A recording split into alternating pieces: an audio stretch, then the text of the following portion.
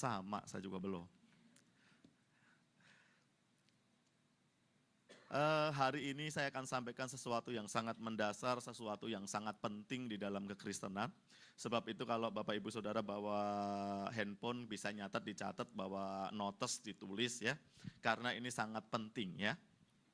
Bapak Ibu kasih Tuhan, kita buka Alkitab kita di dalam Matius pasal yang ke-13,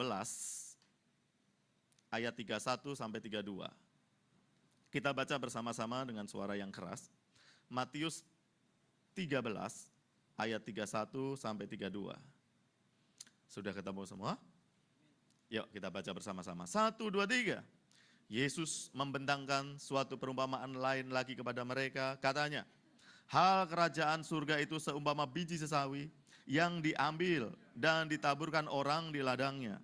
Memang biji itu yang paling kecil dari segala jenis benih, tetapi apabila sudah tumbuh, sesawi itu lebih besar daripada sayuran yang lain, bahkan menjadi pohon, sehingga burung-burung di udara datang bersarang pada cabang-cabangnya.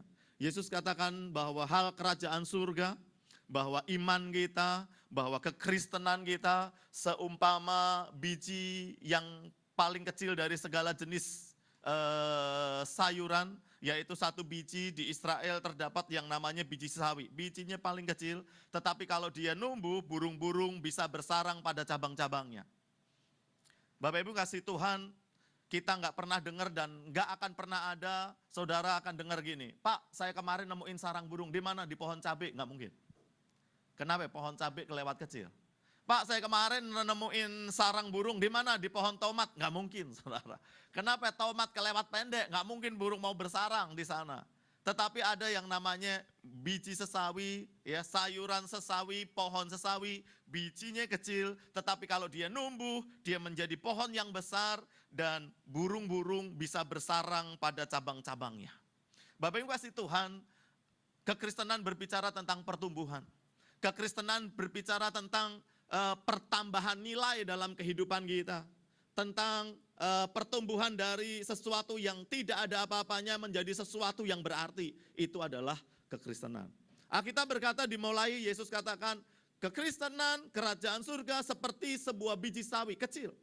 Saudara, mungkin hari ini kita datang kepada Tuhan dan kita bilang gini, Tuhan, aku ini kecil Tuhan, modalku kecil Tuhan, tampangku pas-pasan, ya kan? Tuhan, pendidikanku kecil Tuhan. Tuhan, di antara saudara-saudaraku aku yang paling gak punya Tuhan. Hari ini jangan lihat siapa kita, tetapi lihat iman yang ada dalam hidup kita. Lihat kekristenan yang kita percayai. Kalau dia bertumbuh, dia akan menjadi besar. Bahkan burung-burung sanggup bersarang pada cabang-cabangnya. Amin. Artinya apa? Menjadi berkat bagi banyak orang. Hidup kita didesain Tuhan. Dimulai dari bukan siapa-siapa, tetapi waktu kita mengalami pertumbuhan, maka hidup kita akan menjadi berkat bagi banyak orang. Kenapa Tuhan akan memberkati kita? Alasannya satu, supaya kita menjadi berkat bagi banyak orang. Rasul Paulus katakan gini, Rasul Paulus berbicara tentang pertumbuhan, dia bilang gini, dimulai dari bayi. Ya, kita ini kayak dimulai dari bayi, kekristenan itu waktu lahir kayak dari bayi gitu. Kemudian harus mengalami pertumbuhan. Yesus juga kasih tahu kita bahwa kekristenan itu seperti dasar, berarti dia seperti rumah, seperti gedung. Artinya apa? Dasarnya juga mesti kuat, karena dia akan dibangun menjadi gedung yang besar. Jadi kekristenan itu berbicara tentang pergerakan, pertumbuhan ke arah kemajuan, ke arah di mana kita semakin hari semakin bertambah. Ke arah mana kita berubahnya? Ke arah Tuhan Yesus. Nah, hari ini kita akan belajar bersama-sama. Saya akan sampaikan namanya dasar pertumbuhan kekristenan. Yang pertama, dasar yang pertama yang harus kita letakkan itu namanya adalah keselamatan. Kita punya keselamatan. Waktu kita kenal Tuhan, kemudian kita jadi orang Kristen, kita berjalan terus, kita harus bertumbuh terus, kita harus bertumbuh terus. Artinya apa? Rasul-rasul kalau kita baca di Alkitab ini, waktu rasul-rasul ini belum percaya Tuhan kemudian sudah percaya kepada Tuhan, ada perubahan dalam pola pikir mereka, ada perubahan dalam kehidupan mereka. Salah satu contohnya adalah Rasul Paulus. Rasul Paulus adalah rasul yang paling ganas untuk memburu orang Kristen. Tetapi setelah dia mengenal Tuhan, dia menjadi orang yang sangat mengasihi sesamanya. Dia menjadi orang yang sangat mengasihi Tuhan Yesus. Terjadi perubahan yang radikal dalam kehidupannya. Nah, kalau kita hari ini, pagi hari ini kita renungkan, saya Kristen berapa lama? 2 tahun, 5 tahun, 10 tahun. Pertanyaannya cuma satu, ada nggak perubahan dalam hidup kita? Dulu suka marah-marah saya Pak sebelum kenal Tuhan, sekarang masih Pak. Dulu Pak saya masih suka mabuk Pak sebelum kenal Tuhan, sekarang masih. Dulu Pak sebelum saya kenal Tuhan Yesus, istri Pak ngomong di depan saya, ngomong yang nggak bener dikit, banyak ngomong saya gampar Pak. Sekarang saya tonjok, nggak ada perubahan. Dulu Pak sebelum kenal Tuhan Pak, saya ngerokok Pak, sehari bisa 5 pak Pak. Sekarang nambah lah Pak, 1 pak, jadi 6. Duh, kok nggak ada perubahan? Kekristenan harus ada perubahan. Dulunya nggak sabar, sekarang jadi orang yang sabar. Dulunya orang yang mahal senyum, sekarang jadi orang yang gampang senyum. Orang Indonesia di seluruh dunia disurvei, orang Indonesia itu paling gampang senyum. Jadi kalau kita ada disebut orang Indonesia nggak bisa senyum, saya curiga jangan-jangan saudara orang Kongo, orang Afrika gitu. Orang Indonesia terkenal saudara dengan murah senyumnya. Vietnam, Hong Kong kalah semua. Indonesia kalau ketemu orang senyum. Diinjek kakinya senyum, maaf Pak. Motornya hilang aja, liatin motornya hilang, dia senyum-senyum gini. Kemana motor saya? Senyum aja. Bapak Ibu kasih Tuhan, kekristenan harus ada perubahan. Kalau sampai nggak ada perubahan dalam hidup kita. Kita Kristen udah 20 tahun, kita Kristen udah 10 tahun, udah 5 tahun, nggak ada perubahan. Kita perlu mengundang Yesus untuk masuk dalam hidup kita. Hari ini kita perlu, artinya apa? Itu Tuhan Yesus belum ada dalam hati kita. Kalau Yesus ada dalam hati kita, nggak ada hati yang terlalu keras yang tidak bisa diubahkan. Nggak ada pikiran yang terlalu kuat yang nggak bisa dirubah. Semuanya bisa dirubah waktu Yesus menjadi raja dalam kehidupan kita. Kita undang masuk dalam hidup kita, menguasai kehidupan kita. Semuanya akan berubah. Jadi pastikan bahwa kita ke gereja setiap hari Minggu, kita pastikan bahwa Yesus ada dalam hidup kita. Supaya apa? Supaya pola pikir kita berubah. Supaya tindakan kita berubah. Supaya ucapan kita berubah, supaya kehidupan kita berubah, kita butuh Yesus jadi raja dalam hidup kita. Kita beri kemuliaan untuk Tuhan Yesus. Haleluya. Yang kedua, Rasul Paulus ini umpamakan kekristenan ini seperti sebuah bayi. Seperti bayi. Waktu kita kenal Tuhan Yesus, kita membutuhkan yang namanya sebuah makanan. Dulu kita nggak tahu bahkan makanan rohani. Tetapi yang namanya benih biji sawi, yang namanya bayi, saudara, itu butuh yang namanya makanan. Saudara tahu saya nanam di rumah pohon ara, saudara. Saya beli di lapangan Banteng. Waktu ada flora dan fauna beli, ada pohon ara. Saya rajin, saudara. Pagi sore saya semprot air, pupuknya rajin. Saudara tahu? Itu langsung berbuah loh. Pohon ara itu memang ternyata pohon yang nggak bisa berbuah, yang nggak berbuah, pasti berbuah punya, saudara. Berbuah tuh. Lama-lama kita udah panen sekali, panen 2 kali, males. Diemin juga jangan-jangan berbuah. Saya males nyirem, saudara. Saya nggak kasih pupuk lagi, saya males siram lagi. Seminggu 2 kali saya siram, saudara tahu, daunnya langsung pada rontok. Kemarin waktu saya lihat itu tinggal cangkangnya doang gitu, tinggal carangnya doang. Pohon ara saya mau mati. Saya kasih lagi, siram. pagi sore siram. Sekarang daunnya udah mulai lebat lagi. Saudara, kekristenan itu seperti itu. Kekristenan itu butuh makanan. Saudara pernah punya anak dan kita semua pernah jadi bayi. Waktu kita baru lahir, waktu kita punya anak, kita lihat waktu ada keluarga yang baru melahirkan dalam keluarga kita, kita lihat itu bayi dikasih makan berapa hari sekali.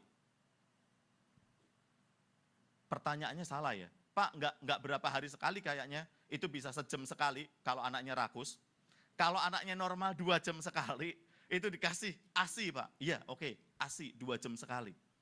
Tetapi kalau dia udah bertumbuh, kemudian kita ini punya jam makan. Sehari berapa kali? 3 kali normal, kalau enggak diet. Kalau diet, sekali makan aja. Dietnya Deddy Kobusit, langsung selangsing, set. Hah? Pokoknya boleh makan sekali aja gitu ya kan. Terserah 4 jam makan, sisanya puasa. Oh, bukan. Tetapi normalnya berapa? Sehari 3 kali. Dan kita mengalami pertumbuhan. Ada di sini yang usianya 60 tahun tapi masih digendong? 20 tahun gitu tapi masih ikut sekolah minggu ada? Enggak ada kan? Kenapa? Mengalami pertumbuhan. Kenapa mengalami pertumbuhan? Karena dikasih makan. Aneh bin ajaib, kita jadi orang Kristen, ngasih makan rohani kita seminggu sekali. Dan kita berharap kita jadi orang Kristen yang kuat. Dan kita berharap kita menjadi orang Kristen yang bertumbuh. Itu mimpi di siang bolong. Itu sesuatu yang gak mungkin terjadi dalam kekristenan kita. Kalau kita cuma kasih makanan rohani kita seminggu sekali, jangan harap kita punya iman, kita punya kekristenan bertumbuh. Sehingga apa? Banyak orang Kristen datang ke gereja setiap minggu, itu kondisinya udah jadi zombie. 30 tahun, 20 tahun jadi Kristen, makannya seminggu sekali. Datang ke gereja, disapa salah, enggak disapa salah. Disenyumin tersinggung, enggak disenyumin tersinggung. Kenapa? Bahasa Jermannya hidupnya ngoisi-moisi. Asal aja hidup segan mati tak mau. Bapak Ibu kasih Tuhan, kita butuh makanan rohani. Yang harusnya kita makan, paling tidak itu sehari sekali, itu pun kurus kondisi kita. Kalau kita mau gemuk, kasih makan rohani kita sehari 3 kali. Pagi baca Alkitab. Siang, sebelum makan, sambil makan siang, merenungkan apa yang tadi kita baca. Malam sebelum tidur, baca Alkitab lagi. Kalau ini kita lakukan terus, kita akan menjadi orang Kristen yang bertumbuh. Amin. Kita akan menjadi orang Kristen yang bertumbuh. Kenapa? Rohani kita butuh makanan. Alkitab bilang gini loh saudara. Kita ini akan diberi Tuhan kemuliaannya. Kalau kita ini memiliki iman yang bertumbuh. Bahkan tadi dikatakan burung-burung sanggup bersarang pada cabang-cabang kita. Kita akan menjadi berkat bagi banyak orang. Kenapa? Karena Tuhan akan memulihkan kita. Tuhan akan membuat sesuatu, mengerjakan sesuatu dalam hidup kita yang tidak pernah kita pikirkan, tidak pernah timbul di hati, belum pernah didengar kuping, semuanya disediakan untuk saudara dan saya. Dan Tuhan akan lakukan itu. Waktu apa? Waktu kekristenan kita, iman kita mengalami pertumbuhan. Waktu kita mulai undang Yesus masuk dalam hati kita. Waktu kita memiliki iman yang bertumbuh. Bagaimana caranya? Yaitu dengan salah satunya baca Alkitab setiap hari. Baca Alkitab setiap hari. Apa susahnya baca Alkitab setiap hari? Kalau kita bisa baca Kompas setiap hari, bisa baca Poskota setiap hari. Bisa nonton sinetron dari Singapura, Taiwan, Korea, ya kan? Mana lagi ya kan? Kita sanggup 2 jam. Tetapi kenapa kita sulit untuk baca Alkitab setiap hari? Sebab itu kita mesti punya disiplin. Kita mesti mengeraskan hidup kita. Kita harus baca Alkitab setiap hari. Yang selanjutnya, yang ketiga, kita Kristen, kita harus punya waktu, kita harus jadi orang sering-sering ngobrol sama Tuhan. Waktu lagi mandi gitu ya, utang belum dibayar ngomong gini, Tuhan utangku loh, Tuhan belum dibayar. Nanti kalau diculik saya bagaimana Tuhan? Ya, Tuhan ngomong aja nggak apa-apa. Tuhan sih itu nyebelin ya Tuhan ya. Tapi kan saya suruh ngampuni, ya udahlah ampuni aja. Ngobrol, pernah nggak ngobrol sama Tuhan? Itu apa? Itu sharing sama Tuhan. Tentang kehidupan kita, Tuhan kita itu bisa diajak ngomong. Paling-paling kita dicap jadi orang sencingping. Ini orang sencingping, kenapa suka ngomong sendiri? Enggak apa-apa. Nabi Nuh juga anak-anak dan istrinya bilang gini, Bapak itu gila ya Ma. Loh kenapa bapakmu gila? Itu di luar nyanyi-nyanyi sendiri, nari-nari sendiri. Mamanya bilang gini, bapakmu memang begitu. Dia itu suka ngomong sama Yahweh, dia suka nari-nari untuk Yahweh. Tapi mana mah Yahwehnya nggak kelihatan? Yaitu dia hebatnya papamu, dia bisa ngelihat apa yang nggak kelihatan katanya. Amin. Kita ngomong-ngomong aja. Nah, kita juga butuh selain ngomong-ngomong sama Tuhan, kita juga butuh ngomong-ngomong sama sesama kita. Kalau ada persoalan kita harus ngomong, minta dukungan doa, cerita. Nah, repotnya orang Kristen adalah dia nggak mau ngomong sama yang lain. Kenapa ya? Nanti kejelekan saya jadi orang lain tahu dong. Nanti masalah saya jadi orang lain tahu dong. Alkitab kita ini, hidup kita didesain untuk kita itu berbagi satu dengan yang lain. Amin. Kita buka Alkitab kita di dalam Roma 12 ayat 15, kita baca bersama-sama. Roma 12 ayat 15. Kita baca bersama-sama. 1, 2, 3. Bersukacitalah dengan orang yang bersukacita, dan menangislah dengan orang yang menangis. Nah ini Alkitab kita itu katakan ini, berbahagialah, bersukacitalah dengan orang yang bersukacita, menangislah dengan orang yang menangis. Pernah nggak kita lakukan? Kita punya teman, dia bersukacita, kita ikut bersukacita. Selamat ya anak kamu di wisuda, selamat ya kamu tambah toko di Mangga 2, selamat kamu kemarin dapat undian BTN, kita senang. Tetapi kalau ada teman kita yang lagi kesusahan, mobilnya hilang, kita ikut sedih juga. Yang sesuatu yang nggak baik datang dalam kehidupan saudara kita seiman, kita sedih juga, ikut sedih. Pak, kapan saya peduli sama masalah saya Pak, kesenangan saya. Tuhan nggak ngomong tentang saya, tetapi Tuhan ngomong tentang kita harus memedulikan teman-teman kita harus punya teman yang namanya teman seiman. Kita harus punya hidup dalam sel, punya kul, harus. Kalau kita nggak punya kul, kita berkata gini, kapan kita bisa bertumbuh? Kita harus saling bagi. Tanpa kita saling bagi, kita nggak akan punya kekristenan yang bertumbuh. Nggak akan. Karena kekristenan itu berbicara tentang hubungan ke atas dengan Tuhan dan hubungan dengan sesama. Ini kekristenan. Kenapa sih orang nggak mau hubungan sama sesama? Kenapa? Ada sesuatu yang dia tutupi. Mungkin ada luka waktu dia masih kecil. Kenapa? Dia ngomong gini, nanti kalau saya bergaul, saya disakitin lagi, saya nggak mau. Daripada saya disakitin lagi, lebih baik saya nggak bergaul. Oh, gawat ya ternyata. Dan ini harus diberesin nih. Ini harus diberesin. Kalau saudara nggak bisa terbuka sama seseorang, artinya saudara sedikit, maaf ya, ampuni saya, sedikit begini. Ada yang aneh dalam hidup kita, kalau kita itu nggak mau disentuh sama orang lain. Kenapa nggak mau disentuh? Kalau disentuh sakit Pak. Kalau disentuh tuh rasanya nggak enak. Lah kenapa nggak enak? Yang lain seneng tuh sentuh-sentuhan. Kenapa saya nggak suka sentuh-sentuhan, nggak suka disentuh, saudara? Saya dulu, kalau ketemu homo itu merinding semua. Homo, serem. Sampai Tuhan pulihkan saya loh. Di Gajah Mada itu sampai banyak homo kerja di kantor. Waktu itu saudara berdua lagi di dalam lift sama homo. Saudara tahu homo, dia tusuk perut saya pakai jari. Kenal juga enggak ya kan, dia ngasih kode, tusuk perut pakai jari. Saya marah juga, tapi takut. Dia waktu keluar dari lift, saya mau pulih, saya coel pantatnya. Dia kaget ya kan. Sejak saat itu dia nggak tusuk-tusuk perut saya lagi. Kenapa dia bilang gila nih orang lebih homo dari saya katanya. Saya takut sama homo, Tuhan pulihkan saya satu lift sama homo, saya selesaikan masalah homo saya. Sekarang saya mau gaul sama homo biasa aja. Yang jelas saya nggak ikut-ikutan homo. Saya mau ketemu banci, saya nggak geli sama banci, saya biasa aja.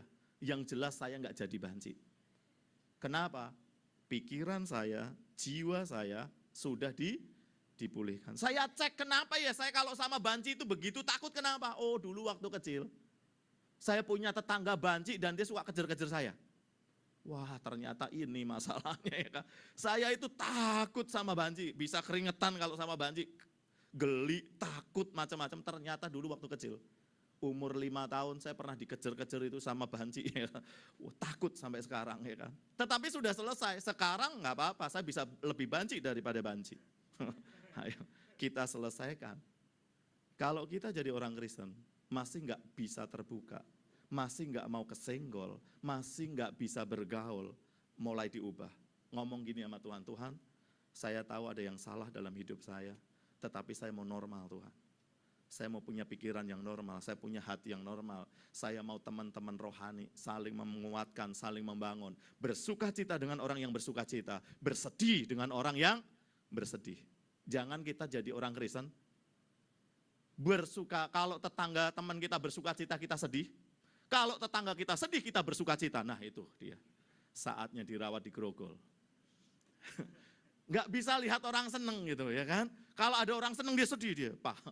Dia kenapa bisa ganti mobil Pak? Kita belum loh Pak, mobil kita udah 5 tahun Pak belum ganti. Dia sedih lihat tangganya ganti mobil terus. Ini mesti dicek lagi, ada kabel yang putus ya. Yang selanjutnya, yang ke berapa itu namanya ya?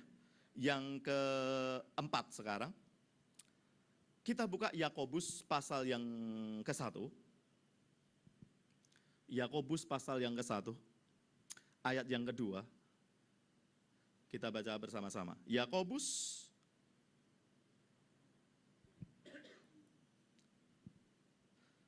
satu ayat yang kedua, kita baca 1, 2, 3. Saudara-saudaraku, anggaplah sebagai suatu kebahagiaan apabila kamu jatuh ke dalam berbagai-bagai pencobaan. Saudara, waktu kita jatuh dalam berbagai-bagai pencobaan, nggak usah dihapus nih ayatnya. Waktu kita jatuh dalam berbagai-bagai persoalan, berbagai-bagai kesukaran, dalam berbagai-bagai masalah, apa yang ada di dalam pikiran kita? Kita bilang gini, Tuhan jahat. Saya nggak seneng Tuhan sama masalah. Saya nggak seneng Tuhan sama persoalan. Tanpa masalah, tanpa persoalan, kita nggak akan mengalami pertumbuhan kerohanian, pertumbuhan kekristenan.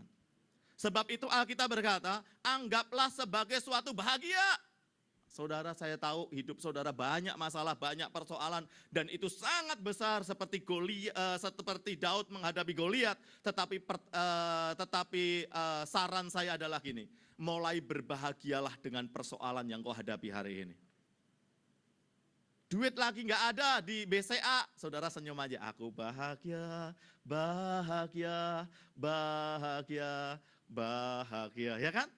Siapa yang ngelarang kita bahagia? Nggak ada. Duit boleh nggak punya, tetapi kita tetap bahagia. Suami nggak pulang-pulang, aku bahagia, bahagia. Ya kan? Biarin. Kalau kita bahagia, yang nggak pulang jadi pulang. Amin. Yang nggak seneng jadi seneng. Yang nggak baik jadi baik. Respon kita harus bahagia. Kapan? Waktu kita jatuh dalam berbagai-bagai pencobaan. Amin. Udah ngerti ini? Jadi sekarang putuskan bahagia ya. Walaupun tadi malam habis ditonjok bahagia aja. Aku bahagia Pak, semalam habis ditonjok sama suami saya. Bahagia aja. Waktu kita bahagia, lihatin. Sesuatu akan berubah. Kenapa itu? Ayat selanjutnya ketiga.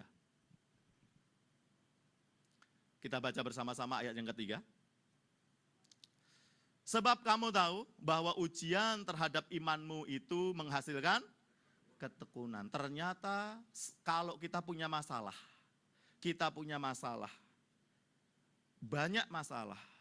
Masalah seakan-akan susah selesai, lama selesainya. Udah lama kita hadapin, nggak selesai-selesai. Kita sedang menghadapi ujian akhir. Katakan bersama-sama ujian akhir. Masalah yang nggak selesai-selesai itu ujian akhir. Ini ladang pembantaian kekristenan. Banyak orang Kristen waktu ngadepin sakit nggak sembuh-sembuh, waktu berdoa untuk suaminya malah tambah gila, waktu berdoa untuk masalahnya malah nggak selesai-selesai. Orang Kristen ini punya dua pikiran, punya dua pendapat dalam kepalanya. Yang pertama, pendapat dari dunia bilang gini, Tuhan Yesus nggak ada. Engkau udah berdoa puluhan tahun, masalahmu nggak selesai, suamimu nggak berubah, sakitmu nggak sembuh-sembuh. Tinggalkan Yesusmu, nggak usah Yesus-Yesusan. Engkau ke gereja setiap hari Minggu, percuma, lebih baik renang ke Ancol, itu ada faedahnya. Dan kita, iblis mulai kirim kan, teman-teman yang, ayo Ci, mending kita ngerendam di Ancol, ngirup ion, ya kan. Udah ngapain ke gereja terus, nggak usah fanatik lah, biasa-biasa aja. Ayo hari Minggu ini ikut saya ke Bandung, ke Bogor, kita shopping, pikiran kita lebih enteng. Kita kayaknya malah lebih nggak gila. Daripada ke gereja, masalah juga nggak selesai-selesai, nanti gila loh Ci. Itu pemikiran manusiawi kita. Tetapi ada pemikiran yang satu lagi, pemikiran kekristenan kita. Bilang gini, bertekun aja, terus aja bertahan. Tuhan pasti menggenapi janjinya. Masalahmu pasti selesai. Tuhan pasti menolong engkau. Benar gak? Bapak Ibu kasih Tuhan, hari ini kita baca bahwa kalau kita bertahan, kalau kita tekun, berharap kepada Tuhan dalam masalah persoalan yang kita hadapi, kita malah bisa berbahagia di tengah-tengahnya. Waktu kita menjadi berbahagia, kita bilang gini, kita diangkat Tuhan menjadi orang yang tekun, orang Kristen yang tekun. Tekun ini ternyata untuk mendapatkan predikat orang Kristen yang tekun, kita harus bertahan sekuat-kuatnya dalam masalah yang kita hadapi. Apa buah dari ketekunan? Ayat yang keempat kita baca bersama-sama. 1, 2, 3. Dan biarkanlah ketekunan itu memperoleh buah yang matang, supaya kamu menjadi sempurna dan utuh dan tak kekurangan suatu. Ayat ini dahsyat. Kalau punya stabilo di stabilo. Kenapa? Karena ketekunan itu memperoleh buah yang matang.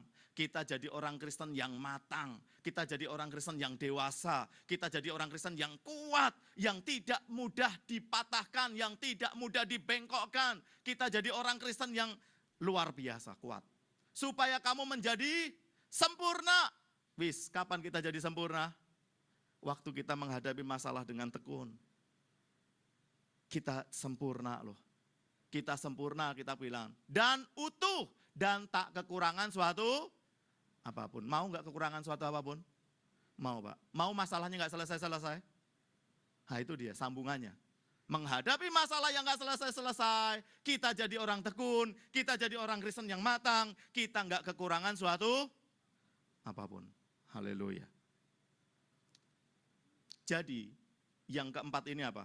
Masalah persoalan dipakai Tuhan untuk mendewasakan kekristenan kita. Lewat masalah dan persoalan. Penderitaan kita dipakai Tuhan untuk mendewasakan kita. Alat ini kita biasanya paling gak suka kan.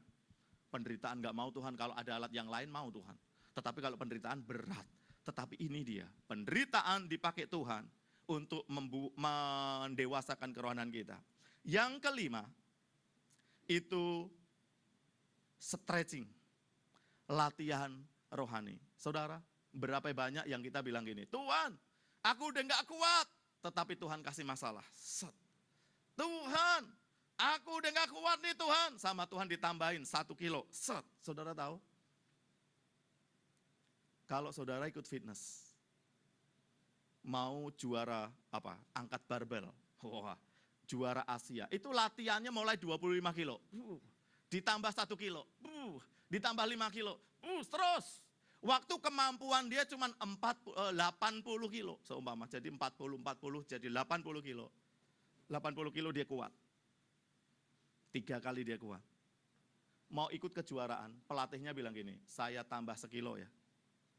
Enggak kuat, ini kalau sekilo, setengah kilo aja enggak kuat, saya tambah sekilo. Kalau kamu enggak tambah sekilo, kamu enggak ngalami peningkatan. Karena kekuatan kamu maksimal cuma 80. Saya tambah sekilo, setengah. Kadang kita sama Tuhan begitu loh. Kenapa? Kapasitas kita itu udah pas, sama Tuhan masih ditarik. Gerak. Supaya apa? Supaya kita mengalami pertambahan kapasitas. Kalau kita nggak ditarik Tuhan, kapasitas kita nggak pernah nambah. Amin. Namanya di stretching sama Tuhan, ditarik. Bret. Ini nggak enak. Nggak enak. Ini yang kadang-kadang kita, Tuhan saya lagi nggak punya duit tetapi kebutuhan kenapa banyak. Orang tua masuk rumah sakit lah, sumbangan sunatan masalah. Ini lagi seret nih Tuhan. Memang iya. Waktu kita lagi nggak punya duit, kita berani menabur. Tuhan lagi stretching keuangan kita, sehingga nanti waktu Tuhan memberkati kita, kantong kita muatnya lebih besar lagi. Amin. Waktu kita kesulitan, kesabaran kita terbatas, Tuhan tarik urat kesabaran kita. Set, waktu sudah selesai kita menghadapi masalah ini, kesabaran kita akan menjadi lebih besar. Kita menjadi orang-orang yang memiliki hati lebih besar dari yang lain. Dari mana dapatnya? Ditarik sama Tuhan, di stretching sama Tuhan. Yang lagi di stretching ngucap syukur sama Tuhan. Ya, pemulihan, pelipat gandaan, next level itu akan terjadi dalam hidupmu. Yang selanjutnya, waktu teduh, saat teduh. Orang Kristen harus punya waktu berdua sama Tuhan. Pak, Bapak nggak ngerti sih, Bapak nggak jadi saya. Satu keluarga Pak, saya ini satu rumah Pak, ada 3 keluarga Pak. Bagaimana saya bisa punya waktu, semua lorong penuh Pak? Bener, saya juga pernah begitu. Numpang di tempat saudara, satu rumah, 3 keluarga, nggak apa-apa. Tetapi saya usahakan, saya ada waktu berdua sama Tuhan di mana? Jam 5 pagi di lorong loteng, di depan. Itu saya cuma bilang Yesus, tuh pelan. Saya nggak maunya, nggak bisa nyanyi. Kenapa? Kalau nyanyi itu tetangga depan punya jendela dibuka, berisik, saya masih tidur. Jadi saya pelan-pelan aja. Saya laba. Itu pun masih ganggu sepupu saya yang tidur. Kalau pagi sarapan masih gini. Mah, itu Mintarjo kenapa sih? Setiap pagi laba, emang nggak dibersihin banyak laba-laba katanya. Saya aduh, ya. Tetapi nggak apa-apa, yang penting saya bisa menyenangkan Tuhan, saya punya waktu berdua sama Tuhan. Kalau kita jadi pendeta, hamba Tuhan, pelayan Tuhan, nggak ada waktu teduh, rentan terhadap godaan, rentan terhadap kejatuhan. Pendeta loh saudara, nggak punya waktu teduh, rentan terhadap kejatuhan. Ada janda lewat aja jatuh dia. Kenapa? Masalahnya bukan masalah apa, nggak punya waktu teduh aja, bukan imannya lemah macam-macam. Nggak punya waktu berdua aja sama Tuhan, itu aja. Apalagi jemaat. Jemaat nggak punya saat teduh, sebab itu jemaat yang nggak punya saat teduh, ya kan? Gedebak, gedebuk, pada jatuh, sudah gebak. Utang jatuh, film porno jatuh, gambar porno jatuh, gambar istri kekerasan rumah tangga jatuh, isu jatuh, jelek-jelekin orang jatuh, fitnah jatuh, semuanya saudara rontok. Cuman satu masalahnya, nggak punya saat teduh. Apa pentingnya kita punya saat teduh? Kalau kita punya saat teduh, Tuhan itu akan menuntun hidup kita. Saudara yang selama ini jadi orang Kristen gak pernah dengar suara Tuhan. Waktu engkau bangun saat teduh, engkau akan jadi orang Kristen yang baru. Dan engkau akan bilang gini, yes saya dengar loh suara Tuhan. Kita akan jadi orang Kristen yang excited dengan Tuhan, yang semangat dengan Tuhan. Kebaktian belum dimulai dia udah doa, kenapa Tuhan ngomong sama dia. Dia menjadi orang Kristen yang habis minum anggur baru, semangat. Kenapa? Waktu kita mencari Tuhan, Tuhan akan berkenan kita temui. Tuhan akan berbicara dengan kita. Gak ada tuh istilah rohani kering, gak ada. Kalau kita punya saat teduh, kita akan selalu segar di hadapan Tuhan. Masalahnya cuma mau gak bayar harga untuk kita bangun saat teduh dengan Tuhan. Nah, saya sedikit sampaikan yang sedikit bahaya, jangan bilang Pak Yupo. Banyak orang Kristen, waktu kena sakit, kena masalah, dia gini, aku percaya, enggak usah minum obat, enggak usah ke dokter, aku percaya, Yesus sembuhkan saya. Saudara liatin aja, enggak lama sakitnya tambah parah. Kenapa? Yang kita imani itu apa? Kalau kita mau sakit, Tuhan itu ngomong sama kita, kamu mau sakit. Atau waktu kita sakit, Tuhan itu ngomong sama kita, kamu sakit ya, saya akan sembuhkan kamu dengan mukjizat. Kalau Tuhan ngomong begitu sama saudara, saudara percaya aja. Nggak usah minum obat, nggak usah ke dokter, saudara akan sembuh. Nah ini Tuhan nggak ngomong apa-apa. Pokoknya aku percaya, Tuhan di surga juga bingung percaya apa. Percaya ini Pak, percaya Alkitab. Iya, iblis juga tahu Alkitab, dia juga percaya. Yang membedakan apa? Yang membedakan, Tuhan harus ngomong dengan kita. Alkitab yang tertulis ini harus menjadi rema dalam hidup kita. Waktu rema itu kita percayai, suara Tuhan itu kita percayai, ini namanya iman. Mungkin kita nggak punya apa-apa hari ini, tetapi di saat teduhmu, Tuhan ngomong gini, aku akan memberikan engkau 5 ruko di Mangga 2. Saudara percaya aja, saudara akan punya ruko di Mangga 2. Tetapi kalau saudara datang ke ke Pak Marco apa itu, yang tukang nyemangatin orang, entrepreneur, motivator, dimotivator, bisa 5 ruko, bisa. Saya nggak yakin bisa. Kenapa? Siapa yang ngomong? Kalau Tuhan yang ngomong kita percaya. Kalau manusia yang ngomong jangan dipercaya. Kapan kita mulai dengar Tuhan ngomong? Waktu kita saat teduh. Gampang ya? Orang Kristen itu harus punya saat teduh. Diem aja setengah jam gak apa-apa sama Tuhan. Pokoknya Yesus, Tuhan Yesus, aku mengasihi Engkau Tuhan. Aku mengasihi Engkau. Sediakan waktu setengah jam. Yes Tuhan. Kayak minum, kayak makan sama Tuhan. Yes. Kekristenan kita akan bertumbuh. Amin. Yang nggak ngerti katakan amin. Lagian diem aja ya kan, saya bingung antara ngerti sama nggak ngerti. Yang terakhir, ketujuh. Yang terakhir, yang ketujuh. Kita buka Matius 20 ayat 28.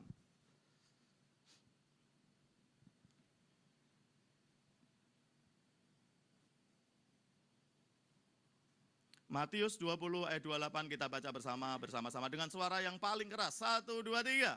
Sama seperti anak manusia, datang bukan untuk dilayani, melainkan untuk melayani dan untuk memberikan nyawanya menjadi tebusan bagi banyak orang. Anak manusia, Tuhan Yesus enggak datang untuk dirinya sendiri. Dia layak kita layani, dia layak kita hormati, dia layak kita hargai. Tetapi dia datang bukan untuk dilayani, tetapi dia datang untuk melayani. Siapa kita? Saya Mintarjo lahir di Boyolali. Mosok saya mau dilayani? Lebih enggak layak lagi. Saya harus melayani. Saya harus melayani. Pertumbuhan kekristenan enggak mungkin dicapai, enggak mungkin bergerak tanpa kita melayani. Sebab itu, mau Kristen 20 tahun, 60 tahun, kalau dia enggak melayani, dia belum mengalami pertumbuhan rohani. Tetapi waktu dia melayani, peduli kepada sesamanya, melakukan hal-hal yang baik kepada sesamanya, mengatasnamakan kerajaan surga, kita sedang melayani.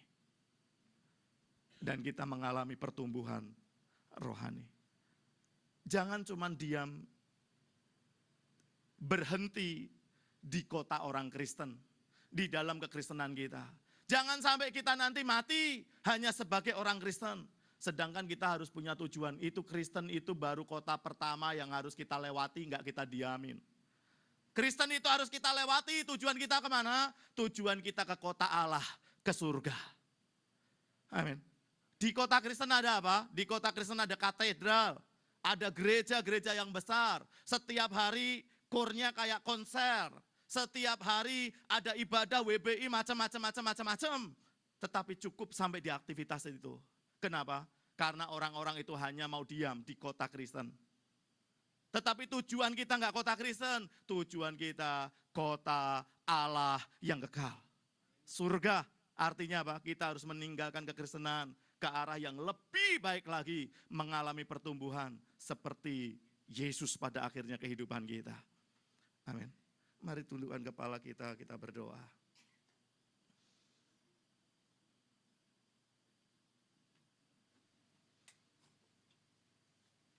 Tuhan, terima kasih. Engkau mengajar hal yang dasar tentang kekristenan, pertumbuhan kekristenan. Terima kasih. Kita koreksi hidup kita. Sudahkah ada perubahan dalam kehidupan kita sejak kita ke gereja? Sejak kita menjadi orang Kristen? Berapa besar perubahan itu dibanding dengan usia kekristenan kita? Mungkin 5 tahun, 10 tahun, 20 tahun, 40 tahun. Harus ada pertumbuhan, harus ada perubahan dalam hidup kita. Kalau saudara sulit bertumbuh, sulit berubah, hari ini undang Yesus masuk dalam hatimu. Buka hatimu, Tuhan, masuk dalam hatiku. Menjadi Raja dan Tuhan dalam hidupku. Jamah hatiku. Ubah pikiranku seperti pikiranmu. Kalau kami sering keras, kami sering tidak terkendali emosi kami. Sulit mengampuni. Padahal kami udah ke gereja 20 tahun, 10 tahun. Hari ini Tuhan, hari ini ubah hidup kami, ubah. Tuhan, biar kami baca firman-Mu setiap hari. Karena firman-Mu adalah makanan bagi rohani kami. Biar rohani kami menjadi gemuk, biar rohani kami menjadi segar. Biar rohani kami mengalami pertumbuhan yang sesuai dengan waktu, sesuai dengan kehendak-Mu ya Tuhan. Mencapai kedewasaan penuh di dalam Kristus. Terima kasih. Terima kasih. Terima kasih. Kalau Engkau sedang memproses kami, biar kami terus menjadi orang yang tekun. Karena Engkau akan menyempurnakan kami dan kami tidak kekurangan suatu apapun. Ya, kami akan bertekun apapun masalah persoalan yang kami hadapi hari ini. Kalau Engkau sedang men-stretching kami akan menangis setiap pagi di hadapan-Mu Tuhan. Karena sesungguhnya kami sudah gak kuat. Tetapi kalau Engkau tarik iman kami, tarik hati kami, tarik kantong ekonomi kami. Supaya kami memiliki kapasitas yang lebih besar lagi. Tuhan, Engkau memberi kekuatan kepada kami. Kami juga akan bangun saat teduh. Waktu berdua dengan Engkau. Kami akan sediakan Tuhan. Karena hidup kami milik-Mu. Waktu yang Kau berikan kepada kami akan kami pergunakan sebaik-baiknya. Dan kami akan melayani. Kami akan melayani. Kami akan memuliakan nama-Mu. Dimanapun kami berada. Bukan tentang kepentingan kami, tetapi semuanya tentang kepentingan-Mu Tuhan. Tentang kepentingan kerajaan-Mu yang menjadi tujuan kami. Dan biarlah kami meninggalkan dosa-dosa yang sia-sia, perzinahan, perselingkuhan, judi, rokok. Roh Kudus, Engkau memberi kekuatan kepada umat-Mu untuk kamu boleh meninggalkan itu semua. Sehingga yang cemar itu tidak ada dalam hidup kami. Tetapi yang kudus, yang suci, yang baik itu yang memenuhi hidup kami. Karena tujuan kami enggak cuma jadi orang Kristen, enggak berhenti di kota Kristen. Tetapi kami mau melangkah meninggalkan kota Kristen. Tujuan kami adalah kerajaan Allah, rumah Allah di surga. Ini hidup kami, tuntun Tuhan, perbaharui Tuhan. Menurut kasih karunia-Mu yang Kau sediakan bagi kami. Terima kasih. Terima kasih Tuhan. Engkau baik buat kami. Di dalam nama Tuhan Yesus, kami pesan doa kami. Haleluya. Mari